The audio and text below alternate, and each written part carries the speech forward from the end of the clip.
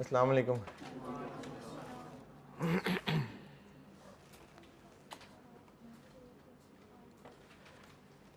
दुरूद शरीफ पढ़ना।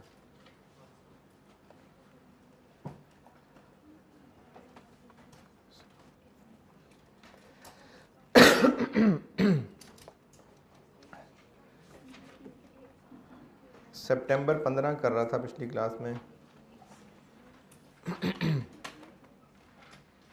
Question number 1।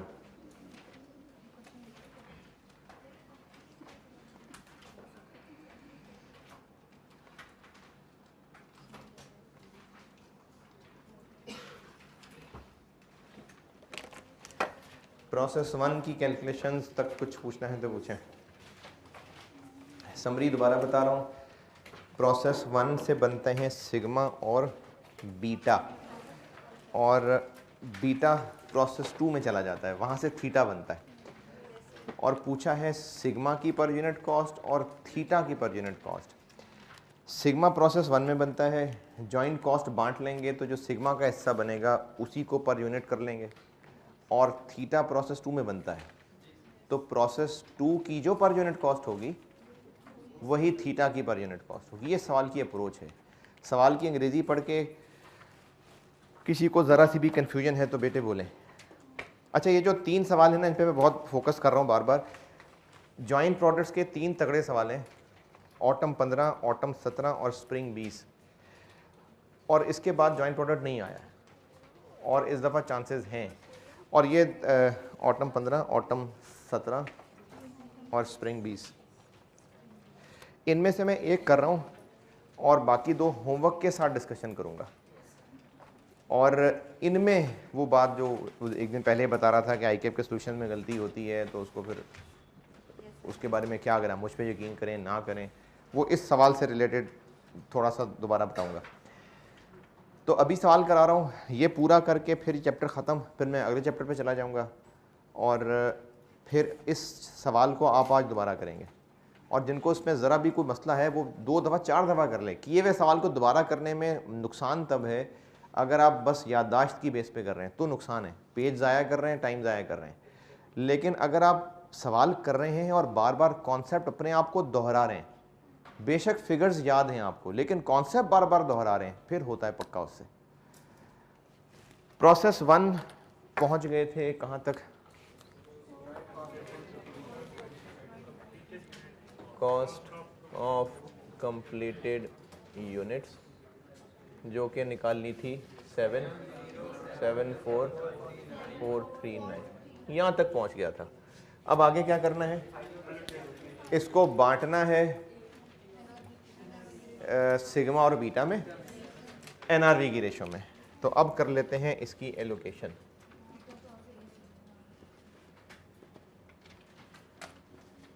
Product total NRV और बांटी हुई कॉस्ट। प्रोडक्ट सिग्मा और बीटा के थीटा, बीटा। सिग्मा चूंकि फौरन सेल हो जाता है तो सिग्मा के यूनिट्स बने हैं 34,800। कितने का सेल होता है? 300 का कोई सेलिंग कॉस्ट, तो यही इसकी टोटल एनआरवी होगी। कितनी?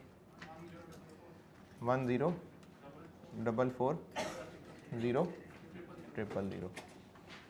और बीटा के साथ क्या सलूक होता है? बीटा पहले फर्दर प्रोसेस होता है फिर सेल होता है।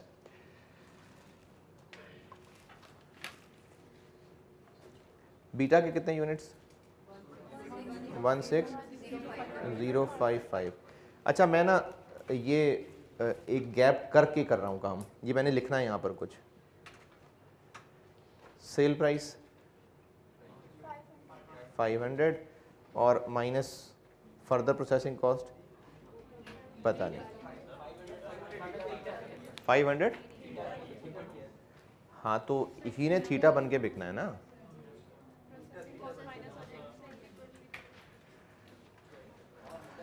जब कल परसों हम लोग जॉइंट प्रोडक्ट्स बांट रहे हैं तो उसमें एनआरवी से बांटने का तरीका नहीं पड़ा। तो उसमें क्या ये नहीं था कि एक फर्दर प्रोसेसिंग के बाद बिकना है? तो उसकी एनआरवी कैसे निकाली थी कि ये जो चीज़ है ये कितने की बिकेगी? ये फर्दर प्रोसेस होने के बाद जो चीज़ बन जाएगी वो कितने की बिकेगी, माइनस उसको बनाने में खर्चा कितना आएगा। जो परसों होमवर्क का मैंने भी पिछली क्लास में जिक्र किया था, तरसों होमवर्क बल्कि तरसों, वो ए फॉरेन बिक जाता था 200 रुपये का, पता नहीं मुझे प्राइस नहीं याद, और बी बिकता था 400 का, लेकिन after incurring further processing cost of 60। तो वो बी नहीं है जो 400 का बिक रहा है, बी ने फर्दर प्रोसेस होके खूबसूरत प्यारा सा बी बनना है, फिर वो बिकना है 400 का। लेकिन उस एनआरबी को अप्लाई किस पे करना है? इसी पे, क्योंकि हमने इनको बांटना है। अगर आपको लगता है यहां थीटा की प्राइस नहीं लेनी तो बताएं बीटा की प्राइस। बीटा की कितनी है सेल प्राइस? है नहीं है ना, बिकता ही नहीं है वो, और ये इसकी प्राइस नहीं है, तभी तो यहां तक पहुंचने के लिए जो मजीद खर्चा आना है वो माइनस कर रहे हैं, तभी तो फिर ये बीटा की एनआरवी बनेगी। तो हमें इस वक्त ये फिगर नहीं पता है, क्या करना चाहिए फिर? इसका जवाब थोड़ी देर बाद है। अच्छा यार, मैं उम्मीद नहीं कर रहा था। मैंने जो पिछली से पिछली क्लास के अंदर, बल्कि उससे भी पिछली क्लास के अंदर, जब एनआरबी से बांटना बताया है, उसका कोई डाटा बताएं मुझे। मेरा ख्याल है ए के 3000 यूनिट से, नहीं होमवर्क वाला नहीं, जो क्लास में किया था, इसके 5000 से, और 16 लाख को हमने बांटना था। सबसे पहले मैंने 16 लाख को इस रेशो में बांटना बताया था। फिर अगले सवाल में मैंने इन्हीं की अभी की सेल प्राइस, जो अभी ही ये बिक जाते हैं, जो कि थी 300 नहीं थी मेरे ख्याल में, 380 माइनस 10, अरे नहीं यार 300 थी माइनस 10, और इधर 255। इसका आंसर टोटल निकलेगा, और उस रेशो में फिर हमने ये बांटा था। इसमें कोई एतराज़, ये हमने किया था एक दफ़ा काम। फिर इससे अगला सवाल, जो कि अगली क्लास में आते ही किया था मैंने, तब मैंने कहा था कि इनकी सेल प्राइस अब फ़ौरन नहीं है, ये 380 का बिकेगा, लेकिन पहले इस पे मज़ीद ख़र्चा लगेगा 40 का, फिर बिकेगा ये 425 का, लेकिन इसको 425 का बेचने के लिए पहले इसको मज़ीद प्रोसेस करना पड़ेगा, फिर 130 नहीं, हाँ 130। इसमें भी कोई इतराज़ नहीं। डबल किधर कर दिया?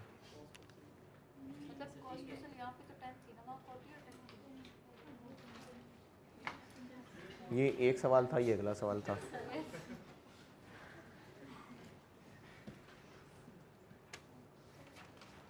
नहीं चलें ठीक है, नहीं मैंने ये तीसरा सवाल लिखवाया था, ये नीली वाली फिगर्स उसकी लिखी हैं लेक्चर 52 में।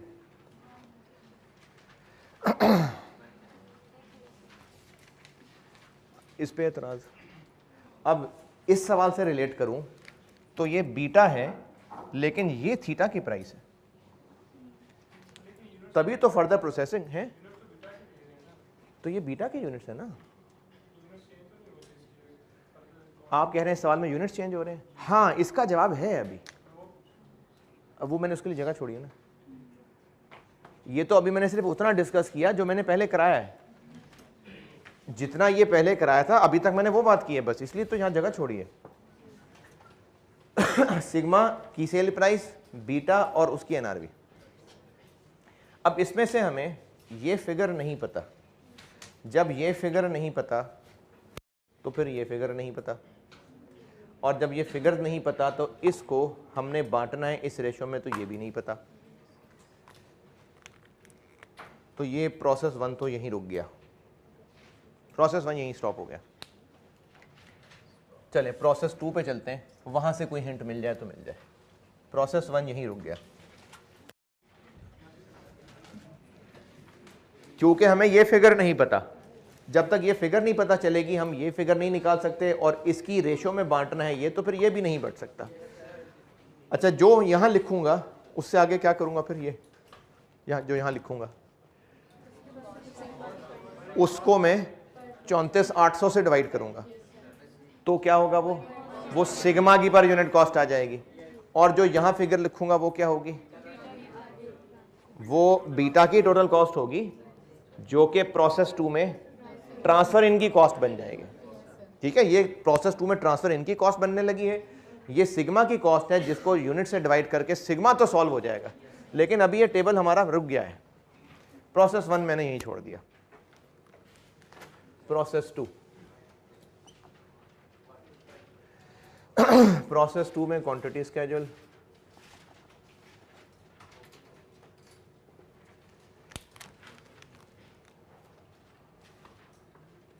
ओपनिंग नहीं है, ट्रांसफर इन।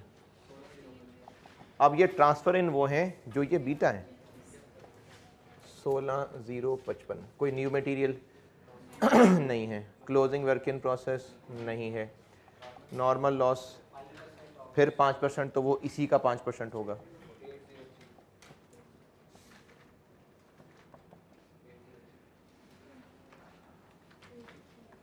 किसी को इतराज कि इसका 5% क्यों है? क्यों है?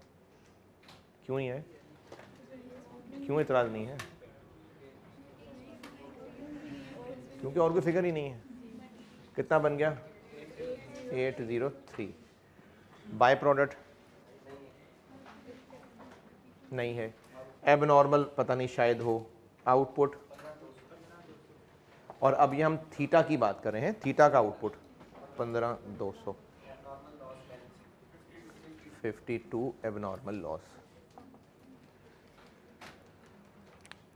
ये प्रोसेस 2 का quantity schedule.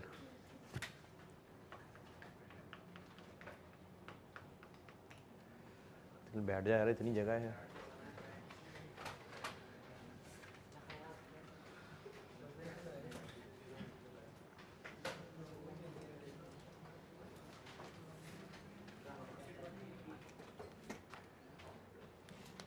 Equivalent production,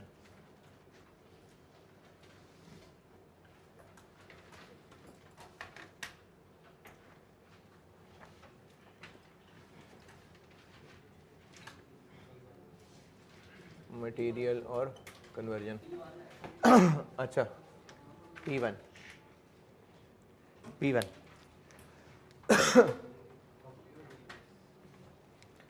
completed units 15,200, और ये दोनों में 15,200। एबनॉर्मल लॉस 52, कुछ नहीं बताया तो 100 है।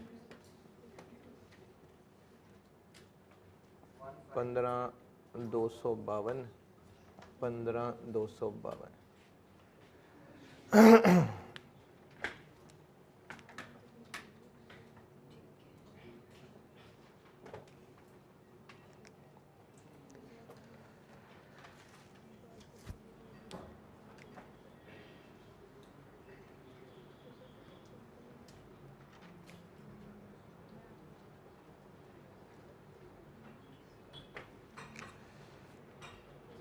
जी किधर है सर? सर की आवाज़ आई थी। कोई सवाल पूछ रहा है या ऐसी बस हैं? चाय का पूछ? नहीं, शुक्रिया। कॉस्ट पर यूनिट P1 और कन्वर्जन।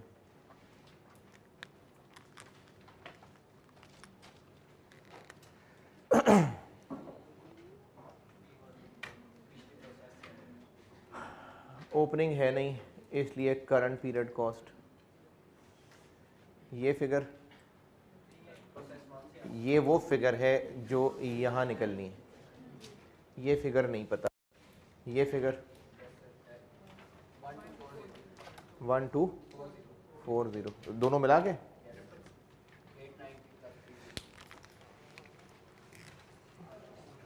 890 और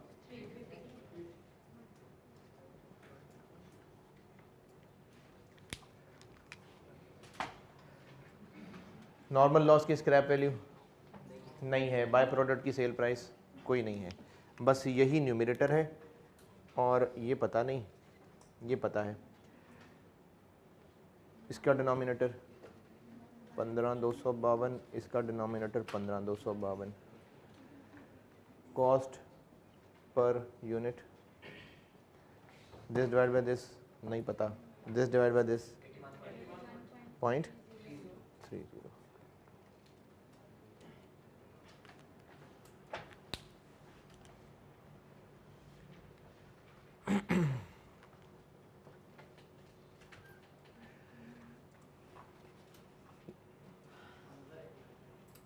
हमजा एक लड़का है, हमजा है यहाँ पर।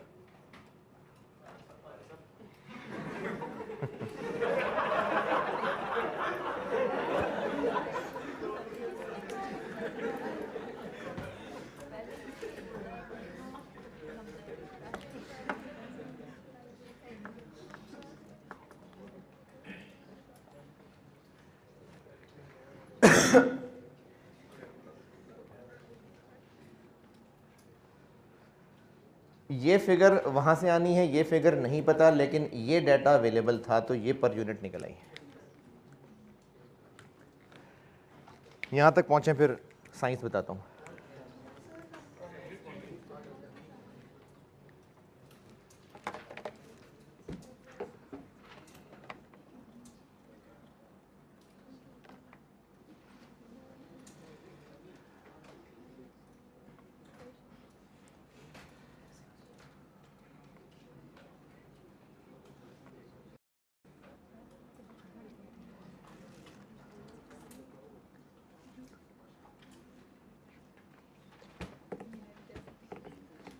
जल्दी भाई।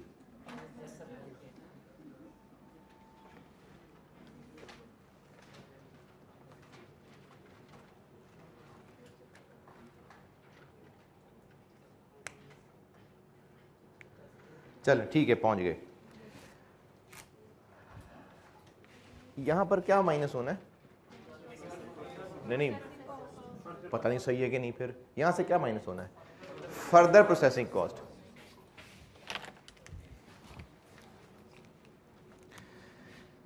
प्रोसेस 1 से जो बीटा बने, कितने बने? 16,055। इनकी टोटल कॉस्ट कितनी है नहीं पता ना, ये निकालनी है हमने। फर्ज करें ये 2 मिलियन है, ये 2 मिलियन रुपए है। बीटा 16,055 बने हैं और इतना खर्चा उन पे हो चुका है तो बने हैं, या आगे मजीद होना है? ये हो चुका है तो बीटा बने हैं। अब इस बीटा ने प्रोसेस 2 में जाना है और प्रोसेस 2 से थीटा बन के निकलना है। इस बीटा ने प्रोसेस 2 में जाना है, फिर इस पे मजीद खर्चा होना है तो थीटा बनना है। अच्छा, थीटा बनाने की टोटल कॉस्ट कितनी पड़ रही है? अभी हम पर यूनिट के चक्कर में नहीं पड़ते। थीटा बनाने की टोटल कॉस्ट कितनी पड़ेगी? 2 million transferred in plus conversion, यानी 1240। थीटा तो इतने में कॉस्ट किया ना, थीटा बनाने के लिए इतने रुपए की कोई चीज इन होनी है और इतना कन्वर्जन होना है, तो थीटा की कॉस्ट तो इन दोनों को प्लस करके है। लेकिन जब हम बीटा के पॉइंट ऑफ व्यू से बात करेंगे तो मेरा जुमला सुनिएगा गौर से, बीटा को थीटा बनाने के लिए फर्दर कितना खर्चा करना है? 1240, या ये भी 1240, क्योंकि बीटा तो बना ही तब है जब ये खर्चा हुआ है, ये फर्दर नहीं है। फर्दर तो है बीटा बनने के बाद, यानी इस प्रोसेस 2 में होने वाले जो खर्चे हैं वो है फर्दर कॉस्ट। सिर्फ ये है या ये भी है?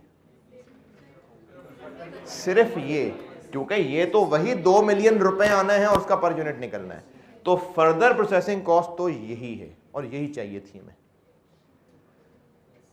ओके सारे, तो ये 81.3 यहां आ जाएगा।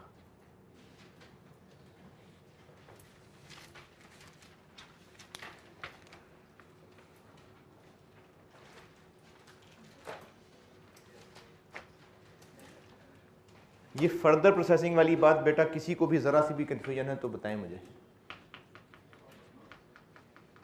फर्दर प्रोसेसिंग कॉस्ट ये है, ये नहीं है, ये बात समझ आ गई? नहीं समझे तो बोलना यार, पूरी बात ही नहीं समझे,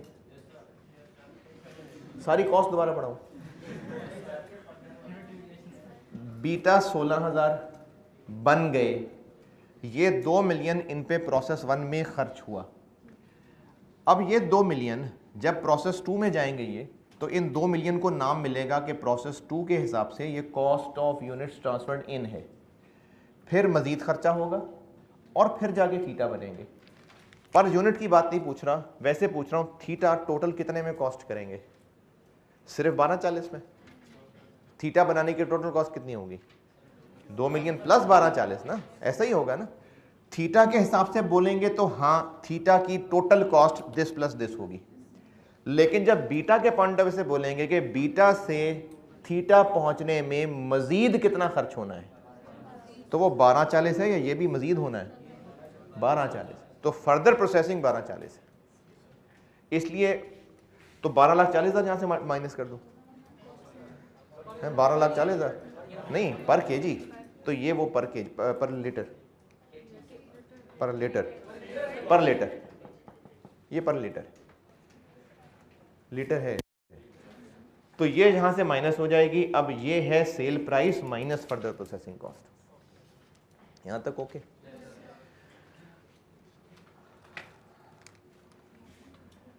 इससे पहले क्योंकि मैं अब जो बात बताने लगा हूं उससे पहले मैं आपको एक पुरानी बात याद करा रहा हूं। ये भी 2 दिन पहले की बात है, इसलिए मुझे लगता है कि कहीं ना कहीं दिमाग में होगी। स्प्रिंग 19 जब एबनॉर्मल लॉस 28, 25 के 75 पता नहीं, चलो 25 चलो, है यही है। स्प्रिंग 19 क्वेश्चन 1, चलो जितना भी है खैर है, इसको हम आंसर नहीं निकालने लगे। 2875 ये 2875 केजी था कि लीटर्स थे? स्प्रिंग 19 ये लीटर्स थे। इस सवाल में सारा क्वांटिटी स्केड्यूल लीटर्स में था, जिसमें 5000 कुछ नॉर्मल लॉस था, 2000 कुछ एबनॉर्मल लॉस था, जो कि टोटल लॉस 6000 केजी बताया हुआ था। उससे हमने 8000 लीटर निकाला था, ये लीटर्स था। इसको जब 170 रुपए से मल्टीप्लाई किया था, स्क्रैप नहीं 170 ना, स्क्रैप इन्वेंट्री डेबिट जब किया था, अरे नहीं था -20, स्क्रैप इन्वेंट्री की बात कर रहा हूँ। स्क्रैप इन्वेंट्री डेबिट 170 से मल्टीप्लाई किया था, तो इसी को 170 से कर सकते हैं मल्टीप्लाई। क्यों? ये रुपीस पर केजी, ये लीटर्स है, तो हमें देखना पड़ेगा कि 1 लीटर से कितने केजी। तो वो 7.75 किया था, तो ये केजी में बने थे, क्योंकि 1 लीटर से 0.75 केजी बनते थे। ये 0.75 क्या है? केजी पर लीटर। तो लीटर लीटर कैंसिल होके केजी बन गया, फिर ये मल्टीप्लाई किया था। ये बात याद है और समझ भी आई थी, और अभी तक समझ में है और आगे भी रहेगी।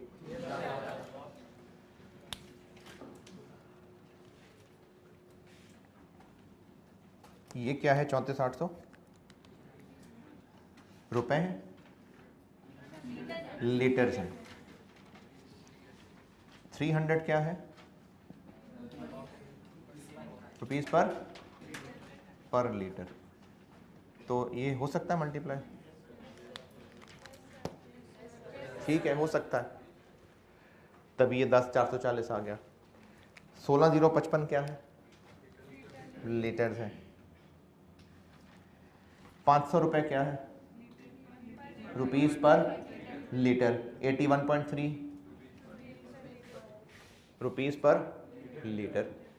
तो फिर ये भी हो सकते हैं मल्टीप्लाई कि नहीं हो सकते? हो सकते हैं, ये भी लीटर्स हैं, ये रुपीस पर लीटर है। अच्छा, अब मैं जो बात बताने लगा हूं उसके लिए पिछली कहानी सुनानी इसलिए ज़रूरी है, क्योंकि अगर पिछली कहानी नहीं सुनाऊंगा तो आप में से कुछ लोग सोचेंगे कि नहीं ऐसे नहीं वैसे होना चाहिए। जो मैं बताऊंगा।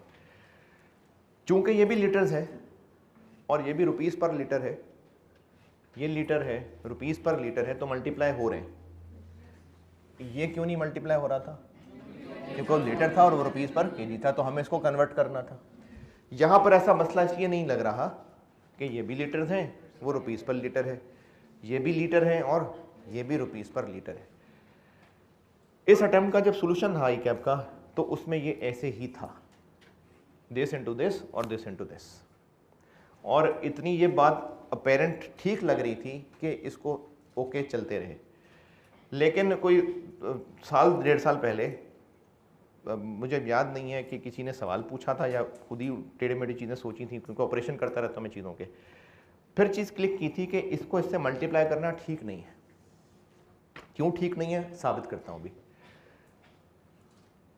वो क्लास में मैं समझा देता था, हाँ ऑटम 20 में याद आ गया मुझे, स्प्रिंग ऑटम 20 में मैं क्लास में चीज़ों को लॉजिकल समझाता था, बच्चे मुत्तफिक नहीं होते थे। 3 अटैम्प्ट्स लगी, फाइनली पिछली अटैम्प्ट में ICAP ने उसको एडमिट भी किया, बल्कि आप क्लास में बैठे हुए थे, एक स्टूडेंट यहाँ पर है, वो जो इधर अकेला लड़का ना, उसकी बात करो, तो हमजा नहीं अकेला लड़का इस क्लास में, हाँ, तो मैंने उस दौर की बात है, और वो ईमेल कंफर्म हो गया था, ठीक है सोल्यूशन मैं जो कह रहा हूँ वो ठीक है। तो ये बात कहानी इसलिए बता रहा हूँ क्योंकि जो ICAP के सोल्यूशन में था, हो सकता है आप में से भी कुछ लोग सोचें नहीं वही ठीक था, इसलिए मैंने वो गलत बात वाली पहले बताई है। अब इसको मैं सही करने लगा हूँ। ये बेशक लीटर है और ये बेशक रुपीस पर लीटर है, लेकिन फिर भी इनको मल्टीप्लाई हम नहीं कर सकते। इसलिए नहीं कर सकते कि पेट्रोल के लीटर का क्या रेट है?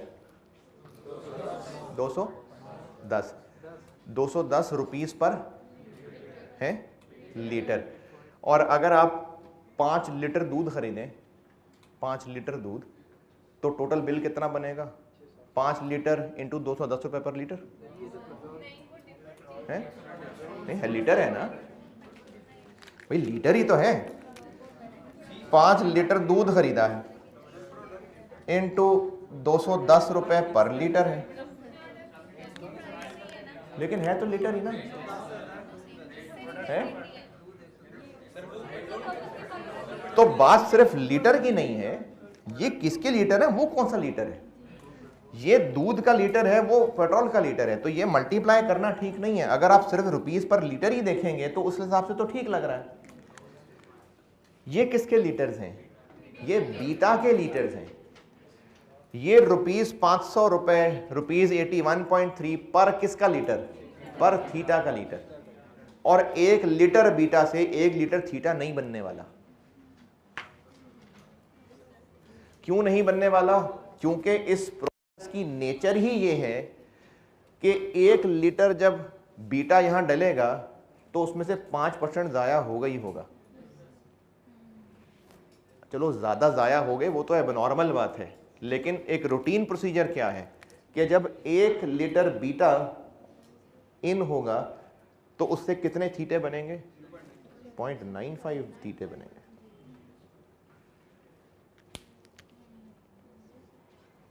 ओके, अब ये बेशक लीटर है, ये भी रुपीस पर लीटर है, लेकिन जब ये मल्टीप्लाई नहीं हो सकते तो फिर ये भी मल्टीप्लाई नहीं हो सकते, क्योंकि ये इतने लीटर बीटा है जबकि ये रुपीस पर लीटर ऑफ थीटा। तो हमें इस बीटा के लीटर्स को इनसे मल्टीप्लाई करने से पहले ये देखना पड़ेगा कि कितने थीटा के लीटर्स, तो वो होंगे इंटू 0.95। किधर से आया? 1 लीटर बीटा इन होगा तो 5% उसमें से जाया होना ही होना है, एवेपोरेट होना ही होना है। तो जो थीटा बनना है वो 1 लीटर की बजाय 0.95 लीटर का वजन रह जाएगा। ये फिगर लिखने से आंसर यहां टोटल रुपीस में कैसे आएगा वो भी समझें। मैंने ना ये क्वेश्चन बना के लिखी थी ICAP को मेल में, तो फिर वो लोग माने थे। 16055 क्या है? लीटर्स ऑफ बीटा, यानी इतने बीटे हैं, ठीक है। इनटू 0.95 क्या है?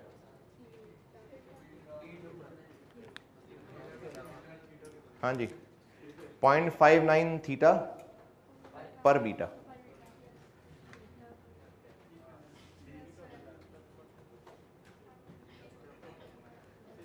एक बीटा के बदले 0.95 थीटा। नहीं नहीं, ये थीटा बाय बीटा इनटू ये क्या चीज है, क्या बना ये आंसर 4 क्या बनता है 418.7। ये क्या चीज है,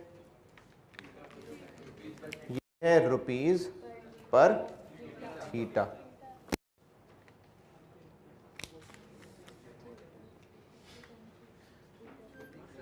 हाँ जी, इस पूरे का आंसर है, इस पूरे का आंसर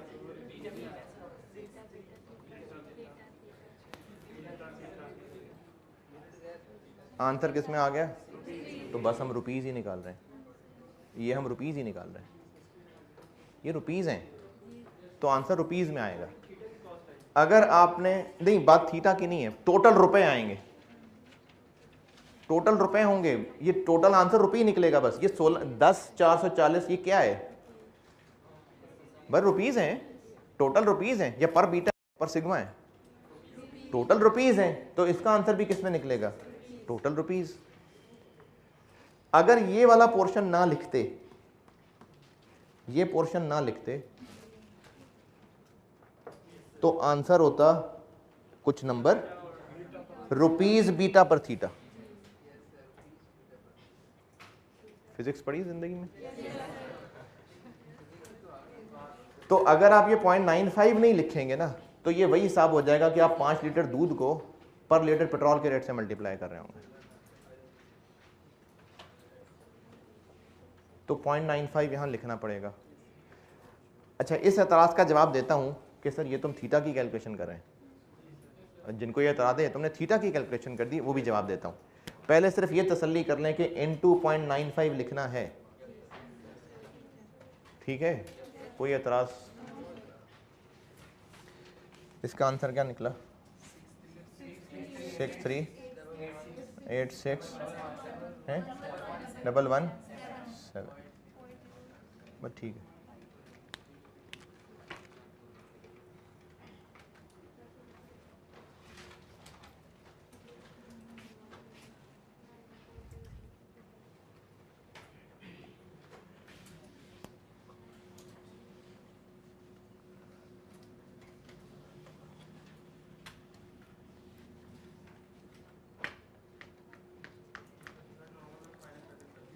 हैं जी, ये असल में नॉर्मल लॉस माइनस करके 0.95 किया ना,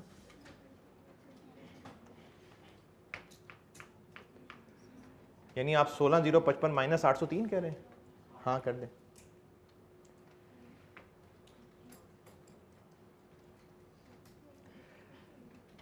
ये कैलकुलेशन ठीक है, ओके।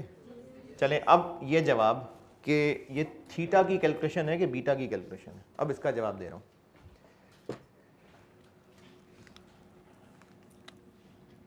यहां पर हम जो टोटल एनआरवी लिखते हैं उसका कॉन्सेप्ट ये होता है कि ये जो 34,800 लीटर बने, ये कल को टोटल कितने रुपए कमा देंगे।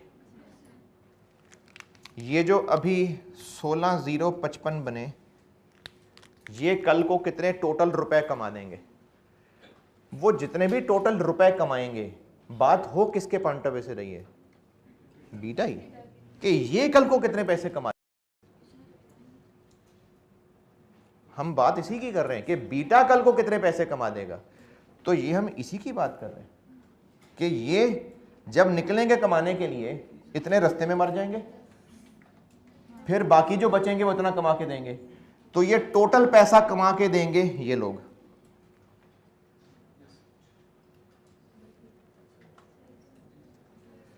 ठीक है, तो ये बीटा ही की वैल्यू निकाली है हमने यही कैलकुलेट किया है कि इतने बीटा कल को टोटल कितना रुपए जनरेट कर देंगे, तो वो टोटल इतना ही जनरेट करके देंगे।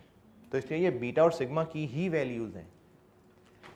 बस ये पॉइंट था इस सवाल के अंदर, और बस सवाल हो गया। ये किसी ने लिखना है तो लिख ले।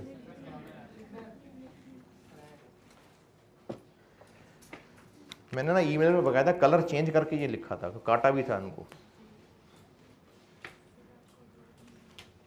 क्या हो गया? मुझे अवार्ड मिलना चाहिए। वो आप लोग में से कुछ सर्टिफिकेट ले देगा तो मिल जाएगा। हम दे देंगे।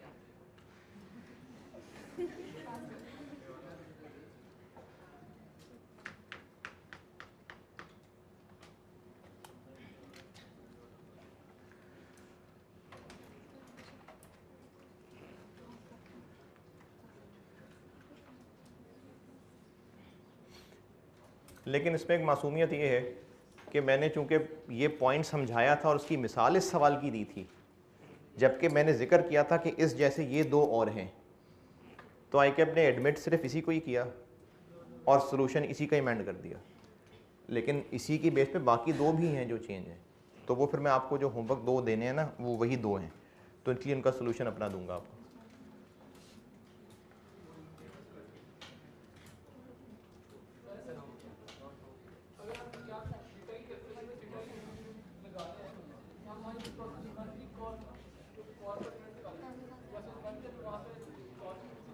नहीं समझ आई, दोबारा बोलो। ये मैंने कॉस्ट नहीं लिखी है,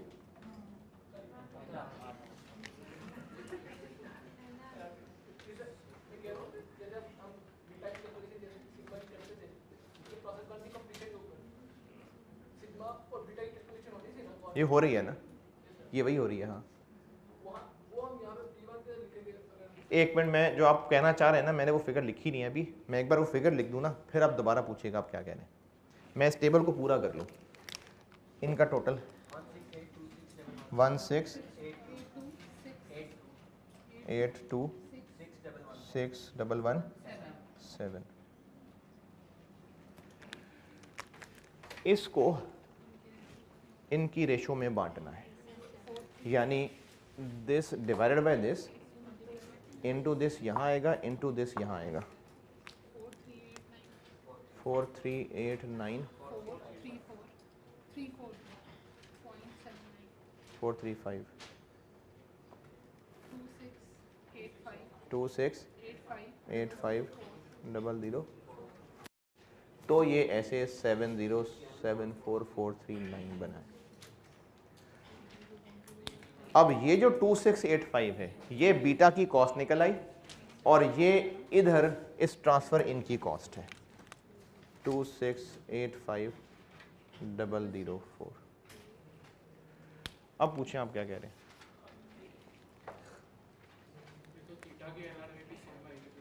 हैं? लेकिन हम थीटा के एनआर भी नहीं कर रहे हैं ना कैलकुलेट।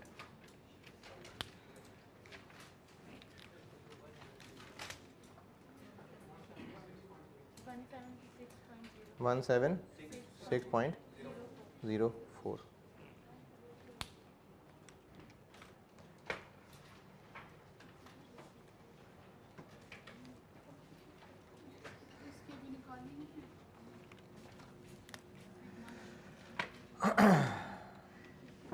अच्छा,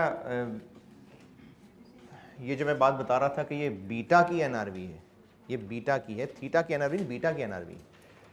क्योंकि हम बात बीटा के पॉइंट ऑफ व्यू से कर रहे हैं। इसके लिए एक मिसाल अभी अभी आई जहन में। 10 दोस्त हैं और उन्होंने कहा कि हम ना वो जब वेले होंगी ना, वेले हैं, वेले वेले क्या होता है? नहीं यार, वो क्या कहते हैं उसको, पता नहीं, शायद में वेले। हाँ, वो जो ऐसे नोट फेंकते हैं, वेले कहते हैं ना। तो मैंने उसको आगे बजाई ये कह दिया। तो अब इन 10 दोस्तों ने फैसला किया कि हम उस झुंड में घुसेंगे और पैसे लूट के लाएंगे। अच्छा, अब ये 10 दोस्त निकले हैं और उस झुंड के अंदर ये जो यहाँ रश था, यहाँ पहुँचे। इनमें से 4 तो पीछे ही गिर गए, 6 ही पहुँच सके। और वो जो 6 लोग थे वो टोटल मिला के 5000 रुपये के पैसे, 5000 रुपये ले आए इकट्ठे करके, हैं? अच्छा, अब ये 5000 असल में नोट किन्होंने इकट्ठे किए हैं? 6 लोगों ने। लेकिन जब ये बोला जाएगा कि ये 10 लोग टोटल कितने पैसे लेके आए, तो भी 5000 ही है, क्योंकि यहां से निकलने वाले तो 10 ही थे ना। बेशक वो 4 पीछे ही गिर गए, बाकी 6 ही पहुंचे हैं और वो पैसे असल में उन 6 नहीं उठाए हैं, लेकिन बोला ये जाएगा कि ये 10 लोग जब गए हैं तो कितने पैसे लाए हैं, तो 5000 ही लाए। अब आप ये कहेंगे जी ये 10 तो नहीं है, तो 6 लोग लाए हैं। तो बात तो हो रही है कि जो गए थे वो कितने लाए, तो वो तो 10 ही लोग गए थे, तो इसलिए ये बीटे ही थे जो निकले थे यहां से। असल में बिके सिर्फ 6 थीटे हैं, 10 बीटे गए थे लेकिन बिके 6 थीटे हैं। लेकिन जब बात बोली जाएगी कि ये 10 बीटे जब निकले थे तो कितने पैसे लेके आएंगे, तो इन्हीं के पॉइंट ऑफ व्यू से बात हो रही होगी जी। हाँ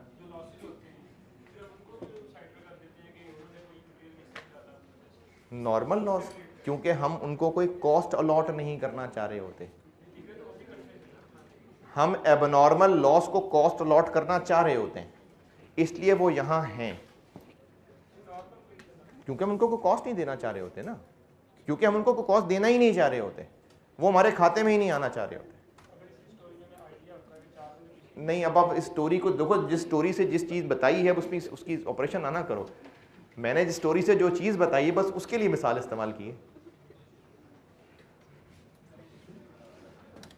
अब उसी मिसाल पे आप IAS 12 भी फिट करेंगे या वो फिर ना करें, मैं जो मिसाल के लिए बताइए बस वही बताइए। अब सवाल का आंसर रिक्वायरमेंट क्या थी? अब ये सारी मेहनत करने के बाद एक पेपर मार्कर यहाँ गुम हो गया है कि आप कर क्या रहे हैं, तो आप हेडिंग दें कॉस्ट पर लीटर सिग्मा 106 नहीं, ये 4389435 डिवाइडेड बाय 34800 126.13। दूसरी रिक्वायरमेंट क्या है? थीटा की पर यूनिट कॉस्ट, तो ये कौन सी है? वही जो प्रोसेस 2 की पर यूनिट कॉस्ट है, यानी 176.04 प्लस 81.3। क्या 2.34। ये सवाल की रिक्वायरमेंट थी ये, और ये सारी इसके लिए मेहनत थी।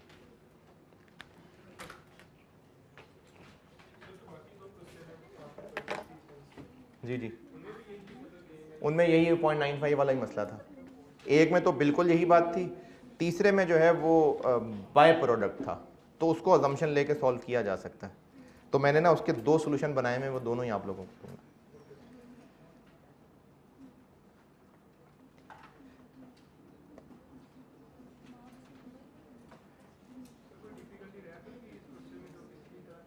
जो मेरी सोच से ही ऊपर होगी तो वो हो जाएगी टेस्ट वो अगली टाइम में पढ़ा दूंगा।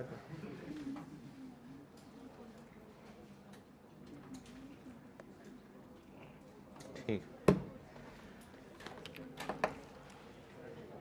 प्रोसेस कॉस्टिंग ऑफिशियली बस एंड हो गया है, और क्लास नहीं एंड हुई है, क्लास चल रही है। ये बस प्रोसेस कॉस्टिंग ख़त्म। अभी आप आज यही सवाल फिर से करें, ताकि आपको ये चीज़ें ना बार बार करेंगे ना तो ये चीज़ें हजम होंगी।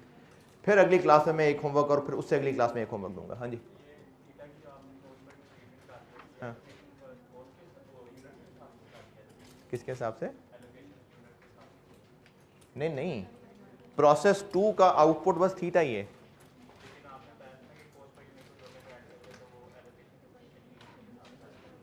एलोकेशन के साथ प्रोसेस 1 में ज्वाइंट प्रोडक्ट है, प्रोसेस 2 में भी कोई ज्वाइंट प्रोडक्ट है, प्रोसेस 2 में एक ही प्रोडक्ट है।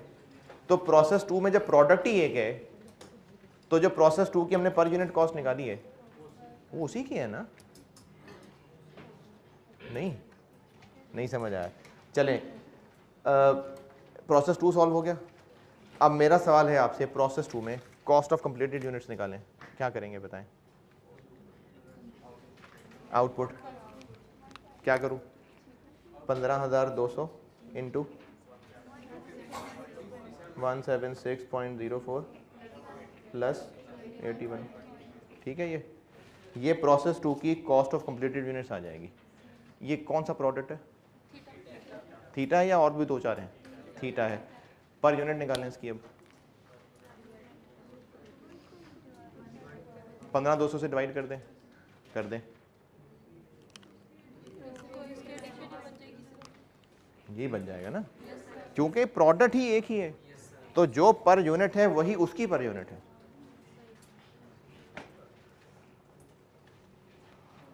सवाल done.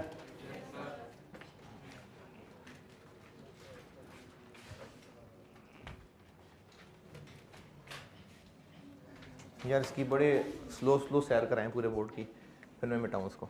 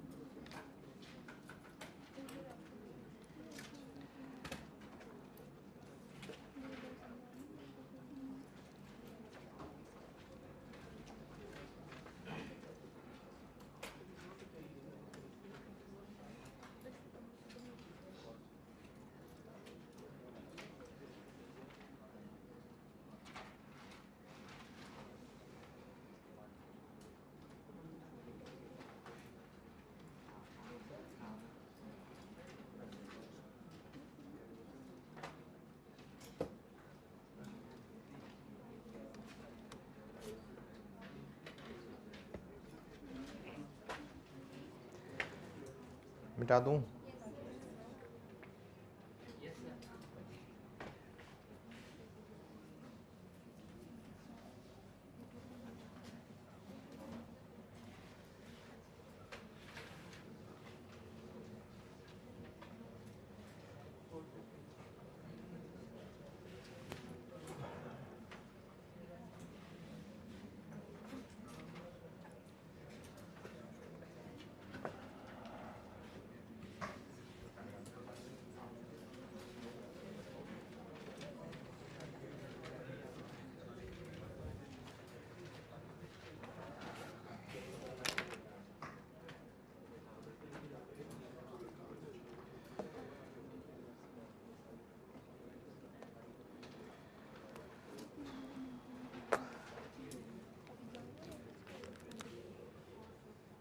marginal and absorption costing.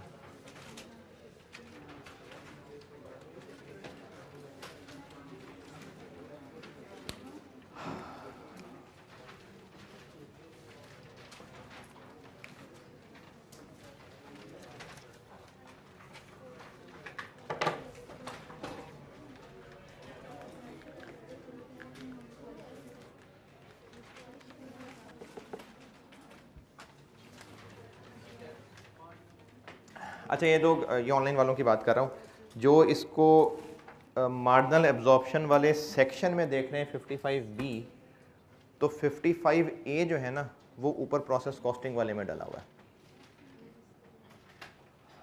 नया चैप्टर है मार्जिनल एंड एब्जॉर्प्शन कॉस्टिंग। इस पे सेपरेट सवाल भी आ सकता है, और ये आपको जो मैंने ग्रिड दिया था तो ये पहले ग्रिड पे मैं आया हूँ वापस। अभी मैं ग्रिड 2 पे चला गया था, लेकिन अब मैं ग्रिड 1 पे आया हूँ वापस। इसमें से हम लोग इन्वेंट्री वैल्यूएशन कर चुके हैं, ओवरहेड्स कर चुके हैं और लेबर कर चुके हैं। मार्जिनल एंड एब्जॉर्प्शन करवा रहा हूँ। इस पे सेपरेट सवाल भी आ सकता है और जनरली आसान है, जनरली, लेकिन एक आधा सवाल मुश्किल आया हुआ है इस पे। जनरली ये मुश्किल चैप्टर नहीं है। मार्जिनल एब्जॉर्प्शन कॉस्टिंग चैप्टर में क्या है इस पे मैं अभी बाद में आता हूं। पहले मैं आपको ना एक कॉन्सेप्ट बता रहा हूं कि मार्जिनल और एब्जॉर्प्शन का कॉन्सेप्ट क्या है। पहले मैं इनका सिर्फ कॉन्सेप्ट बताने लगा हूं, फिर कॉन्सेप्ट आप लिखने के बाद ये लिख लीजिएगा कि इस चैप्टर में हम क्या पढ़ेंगे। मार्जिनल और एब्जॉर्प्शन का कॉन्सेप्ट ये है कि प्रोडक्ट की कॉस्ट, यानी जो गुड हम बना रहे हैं उसकी जो हम कॉस्ट पर यूनिट निकाल रहे हैं, जैसे अब प्रोसेस कॉस्टिंग में हम लोग कॉस्ट पर यूनिट निकाल रहे होते थे, वो प्रोडक्ट की पर यूनिट कॉस्ट थी ना, मटेरियल कन्वर्जन मिला लें तो वो प्रोडक्ट की पर यूनिट कॉस्ट थी। और अगर वो फिनिश गुड बन गया यानी आखिरी प्रोसेस है तो उस फिनिश गुड्स की वो पर यूनिट कॉस्ट है। उससे पहले तो वर्क इन प्रोसेस था, लेकिन अगर आखिरी प्रोसेस का सवाल है और उसका जो आउटपुट है वो फिनिश गुड है, तो जो उस आखिरी प्रोसेस की पर यूनिट कॉस्ट निकली हुई है वो उस फिनिश गुड की पर यूनिट कॉस्ट है। जैसे पिछले सवाल के अंदर वो सिग्मा फिनिश गुड है, तो उसका जो आंसर निकला था वो फिनिश गुड की प्रोडक्ट कॉस्ट है। जो थीटा था वो फिनिश गुड है, जो उस थीटा की 257 समथिंग निकली थी वो उस फिनिश गुड की प्रोडक्ट कॉस्ट पर यूनिट है। तो product cost that is cost per unit of finish good, ये मुराद है प्रोडक्ट कॉस्ट से। प्रोडक्ट कॉस्ट में क्या क्या शामिल होगा, इससे रिलेटेड दो स्कूल ऑफ थॉट हैं। एक कहलाता है एब्जॉर्प्शन कॉस्टिंग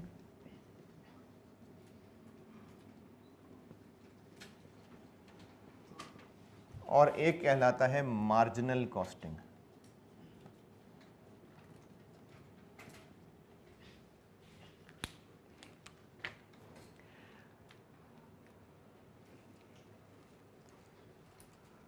अभी तक हमने जितनी कॉस्ट अकाउंटिंग पढ़ी है हम ये पढ़ रहे थे, अभी तक हम ये पढ़ रहे थे एब्जॉर्प्शन कॉस्टिंग। OAR चैप्टर पढ़ा था एक, उस ओवरहेड वाले चैप्टर के अंदर एक सवाल था जिसमें बॉटल्स बना के और वो कार्टन में पैक होती थी, तो उनकी कॉस्ट पर बॉटल निकाली थी हमने। उस कॉस्ट पर बॉटल में डायरेक्ट मटेरियल था, डायरेक्ट लेबर और FOH। और FOH हमने उस वक्त बस FOH कहे थे, हालांकि उसको मज़ीद तोड़ा जाए तो उनमें फिक्स्ड भी हो सकते हैं, वेरिएबल भी हो सकता है। उस वक्त ज़रूरत नहीं थी तोड़ने की तो मैंने तोड़े भी नहीं थे। इसी तरह जो प्रोसेस कॉस्टिंग पड़ी उसमें कन्वर्जन में क्या क्या आता है, डायरेक्ट लेबर और FOH, उसमें भी ज़रूरत नहीं थी तोड़ने की, तो बस वो FOH थे। वो भी फिक्स्ड और वेरिएबल हो सकते हैं, लेकिन हमें वहाँ पर टोटल ही चाहिए थे। ये एब्जॉर्प्शन कॉस्टिंग है। एब्जॉर्प्शन कॉस्टिंग के मुताबिक प्रोडक्ट कॉस्ट में यानी प्रोडक्ट का एक यूनिट कितना कॉस्ट कर रहा है, डायरेक्ट मटेरियल तो है ही है, डायरेक्ट लेबर भी है और FOH दोनों हैं, यानी टोटल FOH है।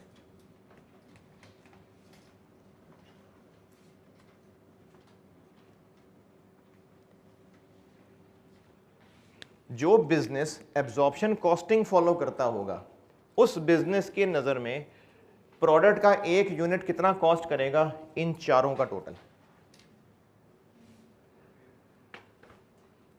क्योंकि इनके ख्याल में वो जो फैक्ट्री का रेंट है वो भी किसने बर्दाश्त करना है, प्रोडक्ट नहीं, एब्जॉर्ब करना है, एब्जॉर्ब, तो वो खर्चे भी उसी ने एब्जॉर्ब करने हैं। जबकि मार्जिनल कॉस्टिंग का कॉन्सेप्ट ये है कि जो फैक्ट्री का खर्चा है अगर आप प्रोडक्शन करते या ना करते वो तो रेंट पड़ना ही पड़ना था, तो बेचारे प्रोडक्ट के जिम्मे ना डालें, उसको आप सीधा एक्सपेंस बनाएं। प्रोडक्ट में सिर्फ वो खर्चे डालें जो प्रोडक्ट बनेगा तो होंगे, नहीं बनेगा तो नहीं होंगे। तो इस कॉन्सेप्ट के मुताबिक प्रोडक्ट की कॉस्ट में डायरेक्ट मटेरियल होता है, डायरेक्ट लेबर और बस वेरिएबल FOH।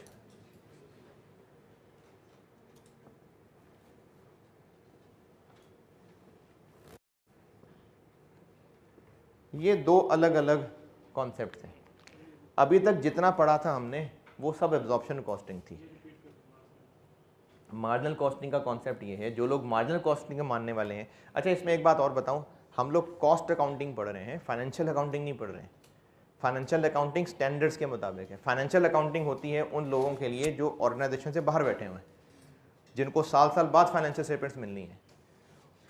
उस फाइनेंशियल अकाउंटिंग की गाइडेंस क्या है, स्टैंडर्ड्स। मैन्युफैक्चरिंग बिजनेस गुड्स बनाएगा, उसकी एक यूनिट की कॉस्ट क्या होगी, ये IS2 बताएगा, IS2। और IS2 ये बताता है, IS2 भी इसी के ऊपर बेस्ड है, यानी फाइनेंशियल अकाउंटिंग भी इसी पे बेस्ड होती है और अब तक जो हम पढ़ रहे थे वो भी सब हम यही पढ़ रहे थे। लेकिन जो मैनेजमेंट अकाउंटिंग या कॉस्ट अकाउंटिंग होती है ना, सब्जेक्ट का नाम है कॉस्ट एंड मैनेजमेंट अकाउंटिंग, ये होती है इंटरनल पर्पजेस के लिए, बिजनेस चलाने के लिए वो अपने हिसाब से पॉलिसीज बना सकते हैं। जो मैनेजमेंट ने अकाउंट्स देखने होंगे उनको साल साल बाद ऑडिट करा के अकाउंट्स नहीं देखने, उनको तो हर हफ्ते भी अकाउंट्स देखने हो सकते हैं, उनको तो हर महीने भी अकाउंट्स देखने हो सकते हैं, और प्रैक्टिकली हर महीने देख लेते होते हैं। तो हम लोग जो पढ़ रहे हैं ना वो इंटरनल मैनेजमेंट के लिए अकाउंटिंग पढ़ रहे हैं, कॉस्ट एंड मैनेजमेंट अकाउंटिंग। तो वो बिजनेसेस जो अपनी इंटरनल अकाउंटिंग के लिए वो नहीं ये फॉलो करना चाहें, तो उनकी नज़र में प्रोडक्ट का एक यूनिट कितने रुपए कॉस्ट करता है वो इन तीनों को ऐड करके निकलेगा। क्या उस बिजनेस में फिक्स्ड खर्चे नहीं होते होंगे? होते होंगे, लेकिन वो उन fixed rent expense for the year को एक्सपेंस ही चार्ज कर लेंगे, इन्वेंट्री के कॉस्ट का हिस्सा नहीं बनाएंगे। ये वो हैं अगर मार्जिनल कॉस्टिंग फॉलो हो तो। एब्जॉर्प्शन कॉस्टिंग और मार्जिनल कॉस्टिंग ये मैंने यहाँ पर सिर्फ एज अ कॉन्सेप्ट बताया, यहाँ तक नोट करें, कर लिया है। फायदा बस दो अलग अलग सोचे हैं। हाँ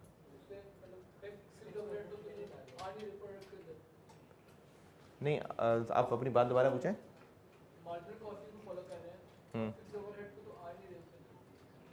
प्रोडक्ट की कॉस्ट में नहीं आ रहे, एक्सपेंस तो बन रहा है बिजनेस का, प्रॉफिट एंड लॉस में तो आ रहा है। बिजनेस की मर्जी ना, बिजनेस की मर्जी कि वो प्रोडक्ट की कॉस्ट इस हिसाब से निकालना चाहे या इस हिसाब से निकालना चाहे।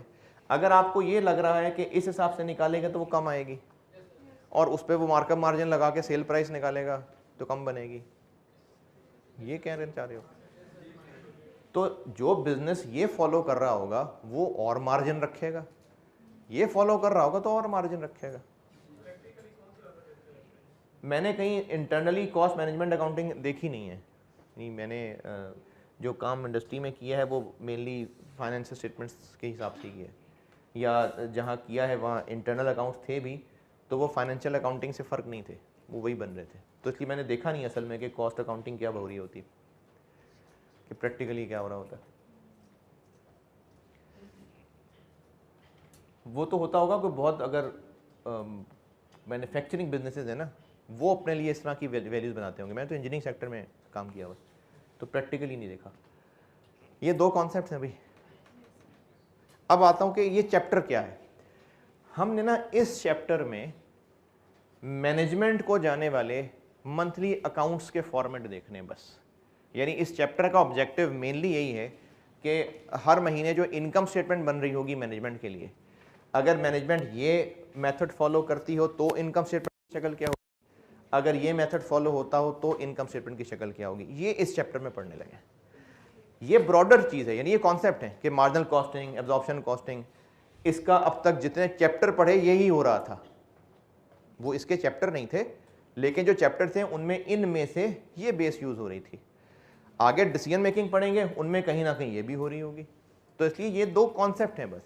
इस चैप्टर में हम ये करने लगे हैं कि अगर मैनेजमेंट की इनकम स्टेटमेंट, मैनेजमेंट ने इनकम स्टेटमेंट बनानी हो, मंथली अकाउंट्स बनाने हो, और वो ये वाले बिलीफ रखते हो तो इनकम स्टेटमेंट की शक्ल क्या होगी, और अगर एब्जॉर्प्शन कॉस्टिंग के बिलीफ रखते हो तो इनकम स्टेटमेंट की शक्ल क्या होगी। तो इस चैप्टर में हम लोग मेनली इन दोनों कॉन्सेप्ट्स के तहत बनी हुई इनकम स्टेटमेंट पढ़ रहे हैं, बस ये चैप्टर है। उनके मैं आपको फॉर्मेट बताता हूँ, और बगैर वैल्यूज़ के फॉर्मेट क्या होंगे। तो एक बेसिक सा सवाल लिखते हैं,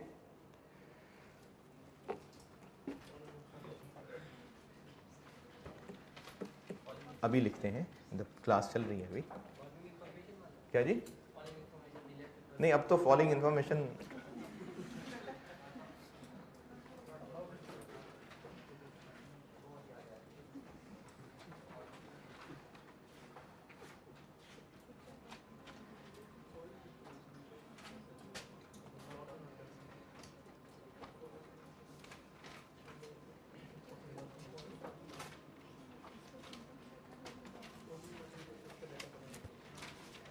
अच्छा, अब आपका दिल कर ही रहा है फॉलोइंग इन्फॉर्मेशन का, तो लिखें सवाल।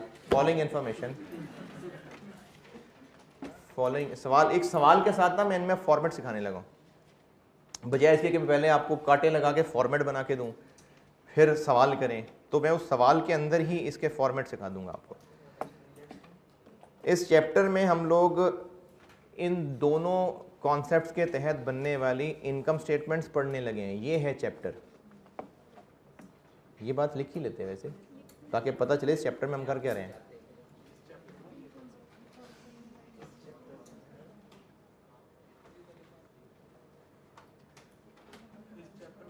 हाँ देखा ना, अल्फाज याद करेंगे ना। इस चैप्टर के बाद क्या था, मे था, मे लिखो।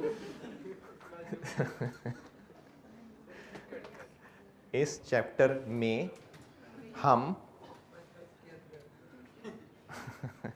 मैनेजमेंट के लिए जो मंथली अकाउंट्स बनने हैं, इनकम स्टेटमेंट बननी होती है, उनके फॉर्मेट्स सीखने हैं इन दोनों अप्रोचेस से। ये करना है इस चैप्टर के अंदर।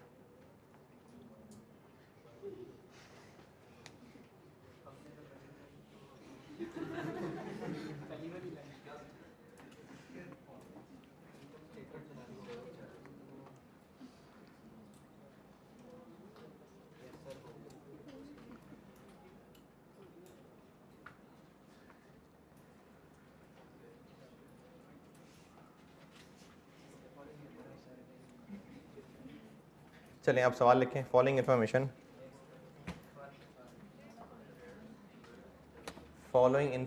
Relates to first 3 years of a business.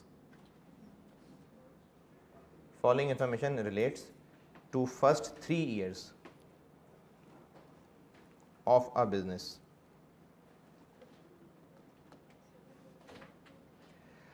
अब इस फॉलोइंग इंफॉर्मेशन में ना, मैं चूंकि 3 साल की इंफॉर्मेशन बता रहा हूं, तो अंग्रेजी ईयर 1, ईयर 2, ईयर 3।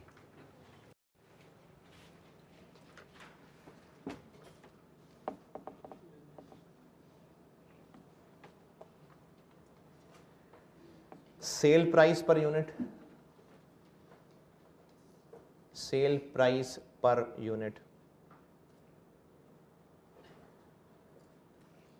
30। हाँ जी, रास्ते में 1 ही पड़ेगा पहले, ईयर 1 31 और 33। सेल प्राइस बताइए मैंने पर यूनिट पहले 30, 31 और 33। Direct material cost per unit, direct material cost per unit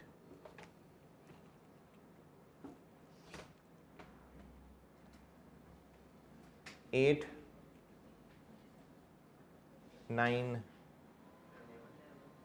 10। 8, 9 और 10। Direct labour cost per unit, direct labour cost per unit 6, 6.5 और 7। ईयर 1 में 6 है, ईयर 2 में 6.5 है और ईयर 3 में 7 है। Variable FOH per unit, variable FOH per unit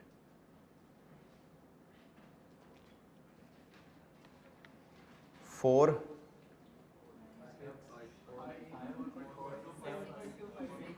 4.5 और 5।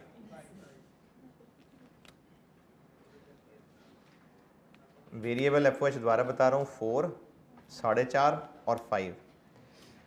Fixed overhead, fixed FOH per unit, fixed FOH per unit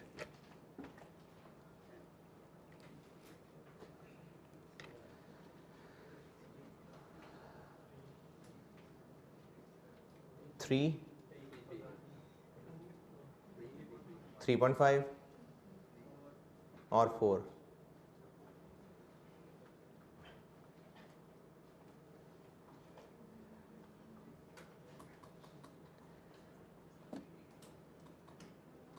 variable selling cost per unit, variable selling cost per unit,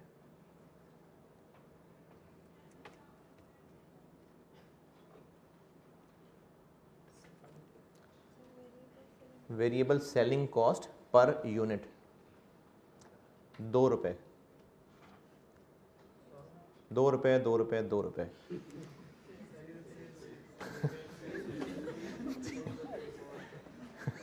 तीनों years में 2 रुपये, ₹2। ये हो गई पर यूनिट चीज़ें। उसके बाद है यूनिट्स प्रोड्यूस्ड, यूनिट्स प्रोड्यूस्ड, ये सारा भाई ईयर 1 2 3 का डाटा चल रहा है। Units produced 5000, 4200, 5500। यूनिट्स प्रोड्यूस्ड दोबारा बता रहा हूँ, 5000, 4200 और 5500, 5000, 4200 और 5500। Units sold, units sold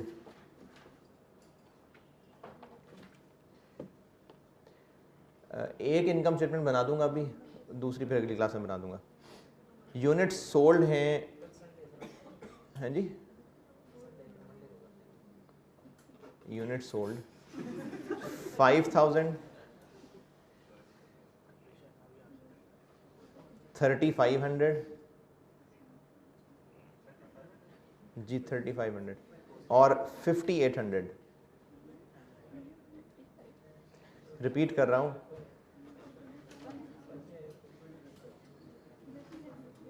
repeat कर रहा हूं। सेल्स ईयर 1 में 5000 है, ईयर 2 में 3500 है और ईयर 3 में 5800 है। और जिनको ये फिक्र हो रही है कि ईयर 3 में बनाए 55 हैं, बेचे 58 कैसे हैं, तो शर्म करें, इन्वेंट्री भी होती है। जो पहले बनाए होंगे वो बचे होंगे, वो अगले साल बच जाएंगे। ये हो गए units.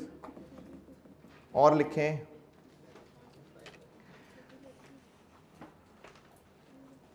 Actual total fixed overheads, actual total fixed FOH, actual total fixed FOH.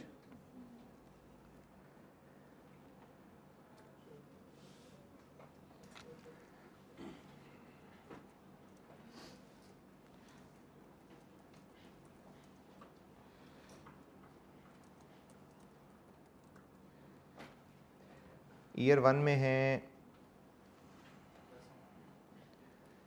14800, 14800।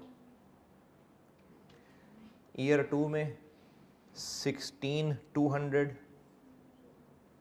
16200 और ईयर 3 में 15500, 15500। फिर लिखें actual total, actual total fixed admin and selling cost, admin and selling cost 5000, 6000, 7000, 5000, 6000, 7000।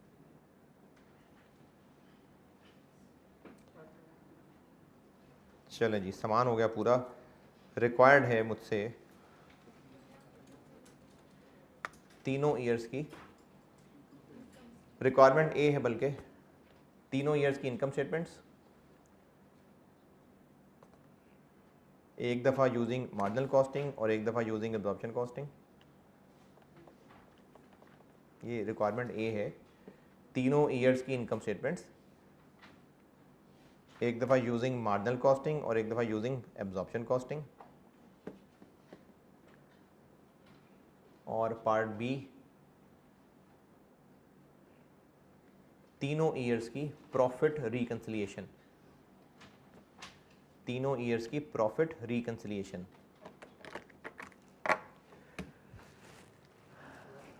Marginal की इनकम स्टेटमेंट बना देता हूँ, एब्जॉर्प्शन की, और फिर ये रिकंसिलेशन अगली क्लास में इंशाल्लाह।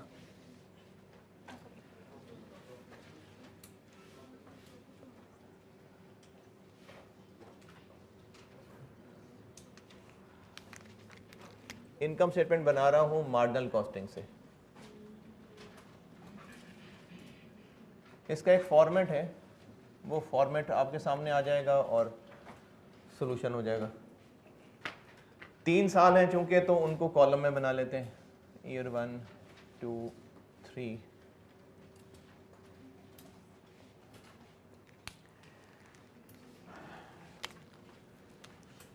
इनकम स्टेटमेंट में होती हैं सेल्स,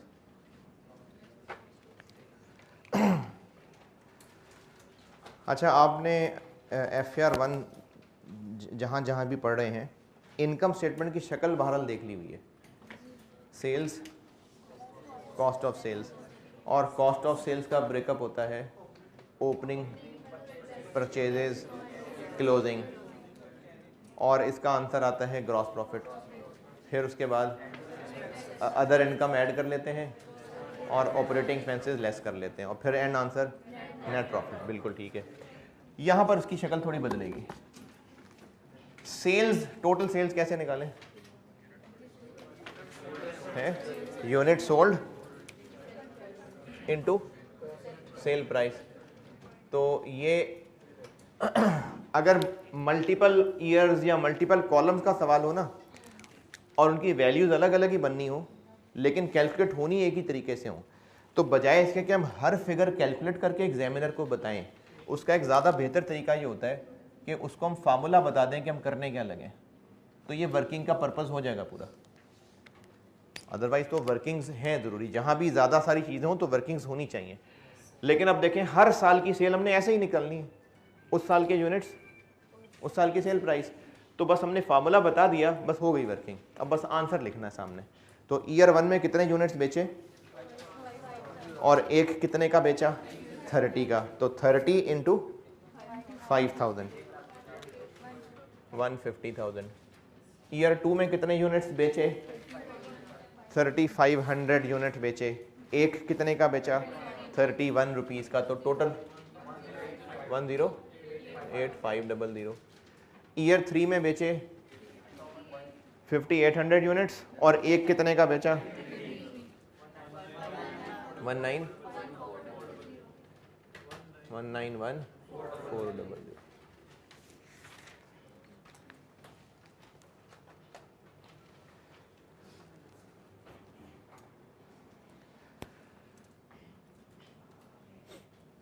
कॉस्ट ऑफ सेल क्या होती है?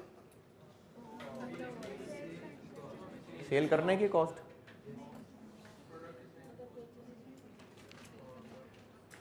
जो चीज सेल की है वो हमें कितने की कॉस्ट की थी, ये कॉस्ट ऑफ सेल होती है। यानी अगर हम ट्रेडिंग बिजनेस हैं तो जो चीज बेची है वो हमें कितने की खरीदनी पड़ी थी। मैन्युफैक्चरिंग बिजनेस है तो जो चीज बेची है हमें उसकी प्रोडक्शन कॉस्ट कितने की पड़ी, ये कॉस्ट ऑफ सेल होती है। तो मार्जिनल कॉस्टिंग वालों के मुताबिक प्रोडक्शन कॉस्ट में क्या क्या आएगा, डायरेक्ट मटेरियल, डायरेक्ट लेबर, और कौन सा एफर्ट, वेरिएबल एफर्ट। यानी मार्जिनल वाले कहते हैं कि प्रोडक्ट की कॉस्ट में सिर्फ वेरिएबल चीज़ें आती हैं, तो इसलिए इसको कहते हैं less variable cost of sales.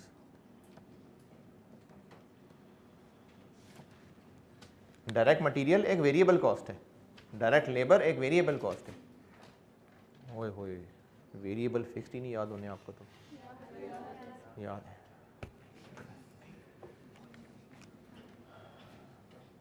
नहीं याद, चलें जिसको नहीं याद वो याद करके ना फिर अगले सेशन में आना। अच्छा वैसे ना शुरू के ये 3 4 5 लेक्चर मुझे लगता है यूट्यूब पे भी पड़े हुए हैं अभी तक, तो अगर कोई भूला हुआ है तो वहाँ देखिएगा, क्योंकि शुरू में 5 6 लेक्चर यूट्यूब पे डाले हुए हैं, तो वो उनमें देख लीजिएगा अगर भूल भाल गए हैं तो। हैं वो चोरी गए नहीं, राइस के चैनल पे पड़े हुए हैं, इधर उधर है ना, तो वो चोरी का माल है सारा।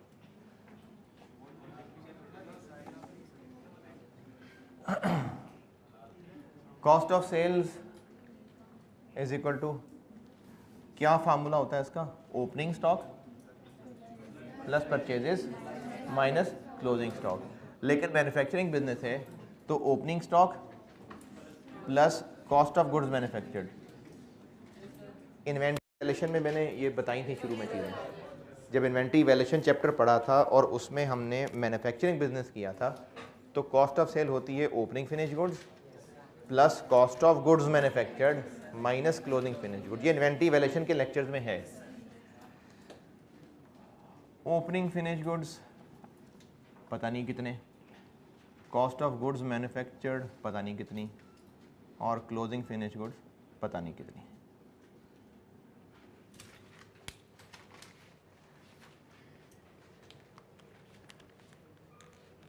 मार्जिन अब्जॉर्प्शन के लिए तकरीबन 3 वर्किंग्स हैं जो बनती हैं, जिनमें से तीसरी की भी ज़रूरत नहीं है, वो अब्जॉर्प्शन में बताऊंगा।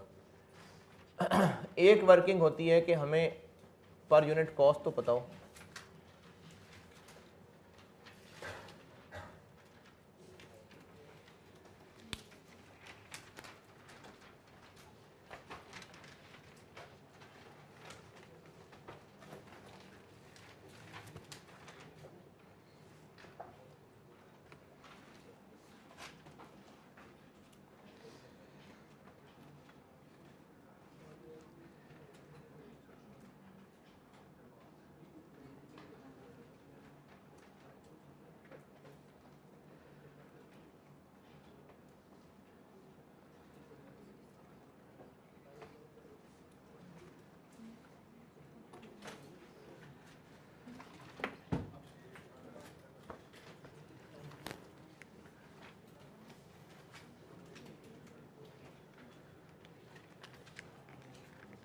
तो 5-10 मिनट की हिम्मत है।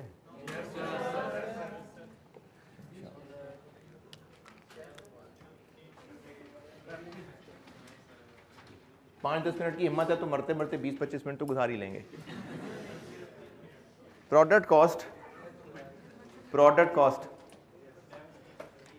प्रोडक्ट कॉस्ट मार्जिनल कॉस्टिंग के मुताबिक क्या क्या होगा इसमें? चलें बस कर, बाकी कल ठीक है। अल्लाह।